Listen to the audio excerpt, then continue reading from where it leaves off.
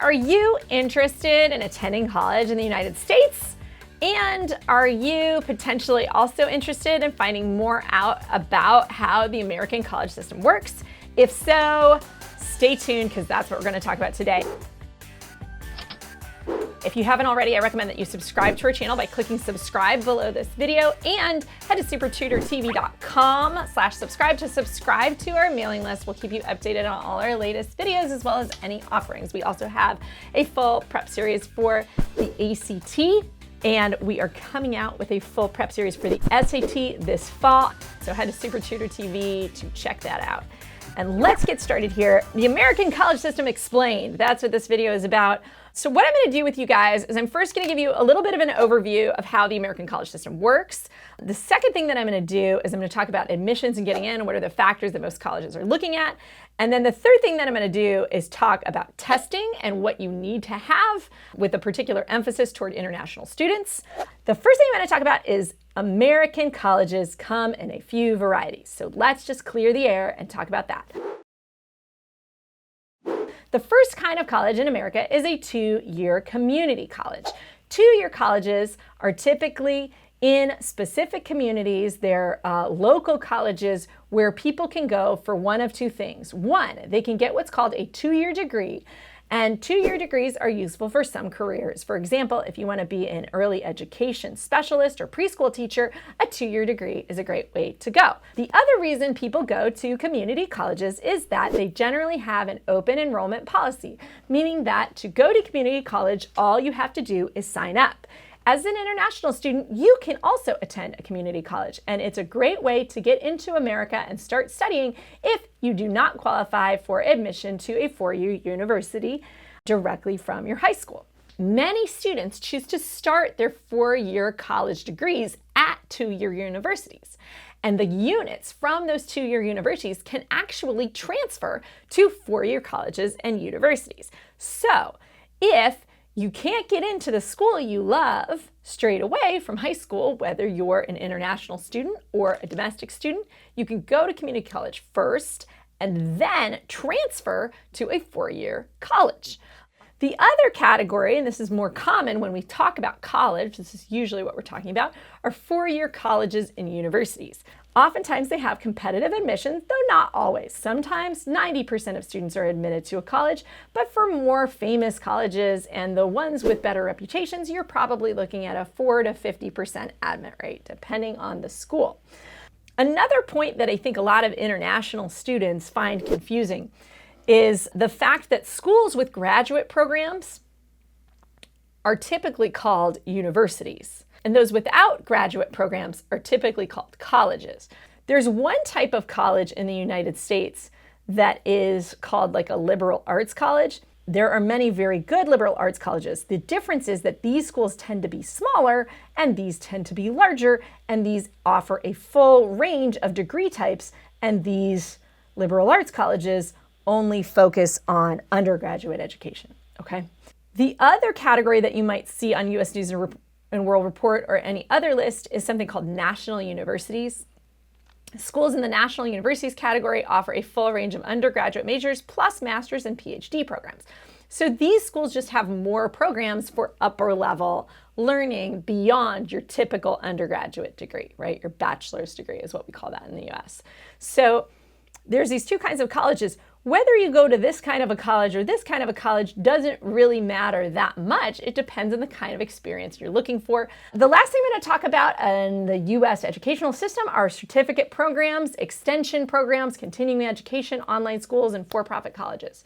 In addition to traditional undergraduate degrees, colleges often also offer coursework to anybody who wants to enroll.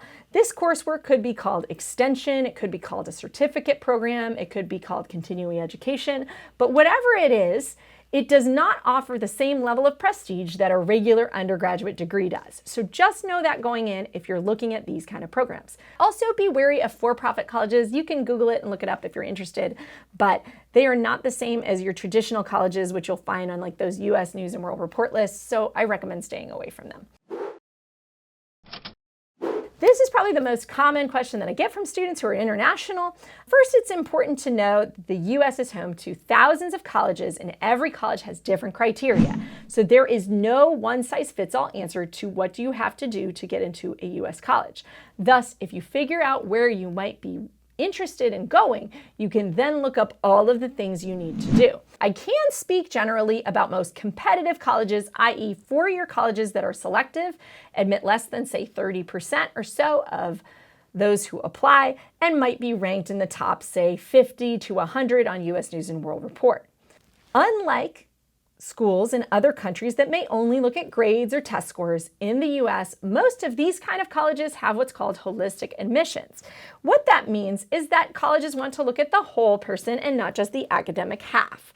So make sure that you understand that when you talk about things in your application, like activities in school and the community, personal essays, recommendations from teachers, and interviews, that schools don't want you to just be about all of your academic interests. They want you to be a human being.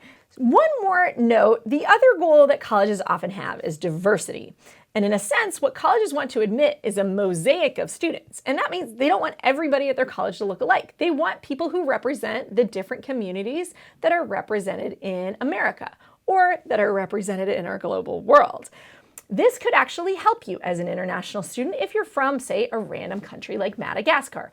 But it could hurt you if you hail from a country like China or India that has tens of thousands of students applying for US universities. So just be aware that that idea of diversity comes into play. The other thing that I'll say is different schools have different preferences when it comes to admitting international students. Some schools are more open to international admits, while other schools are less.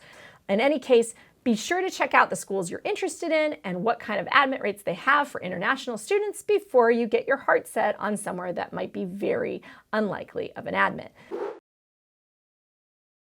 So another big question I get from international students is, what is the SAT? What is the ACT? What are all these tests? What do they mean? Is that what I need to get into college?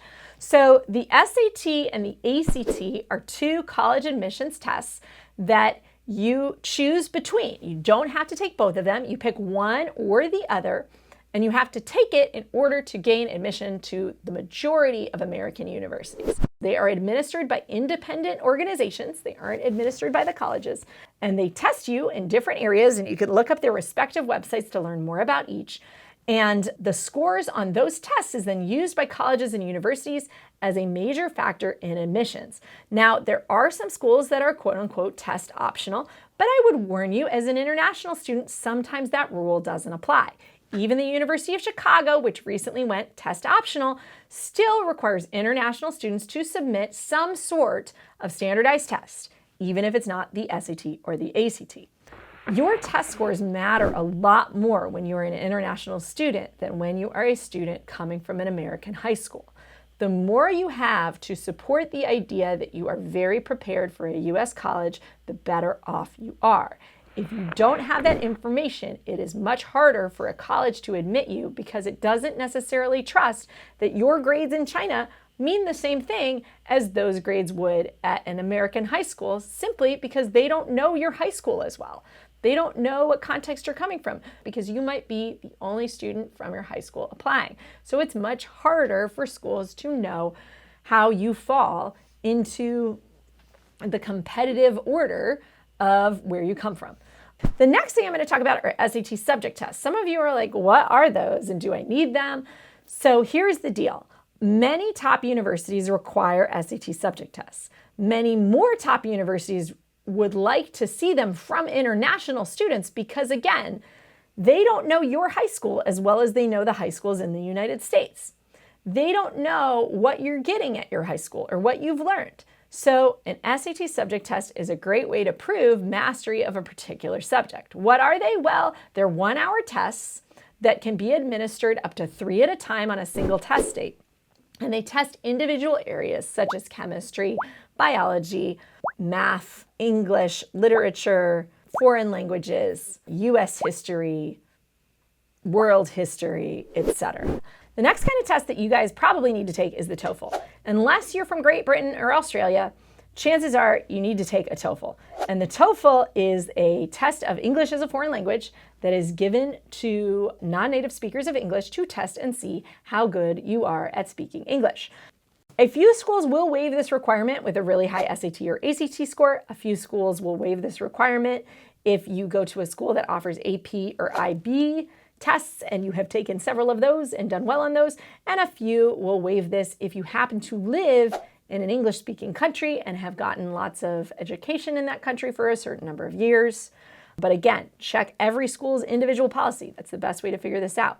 There is another test that is paper-based that is called the IELTS that some schools take. And there are also even other tests that a very small handful of schools take, but fewer and fewer. So usually the best rule of thumb is to take the TOEFL. If you happen to have taken one of these other English proficiency tests, you can look up individual college policies according to those. Last category I get a lot of questions on are AP and IB tests. If your school does not offer courses with these letters inside the course name, you do not have to worry about these at all. Just forget about them. What these are is they are tests that are a culmination of an entire course. So you take a course, say, in AP US History, and the whole year your teacher teaches you information according to the elements that this test includes. And then at the end of the year, you are ready to take this particular exam. So the course prepares you for the exam. In terms of IB, like I said, it's pretty much the same thing, except that IB courses are generally offered more often internationally than AP courses, as far as I know. Both of these are widely recognized by U.S. universities. So if you happen to have the option of attending a private school in your area that offers these kinds of courses, that could help you in your college admissions game because you will have courses that American colleges understand. So challenge yourself academically as much as you can and expose yourself to as much English learning as you can, and that will benefit you. If you guys like this video, please give it a thumbs up and subscribe to our channel. I hope this helped you guys see an overview of the American college system, and I'll see you all next time on SupertutorTV. Thanks.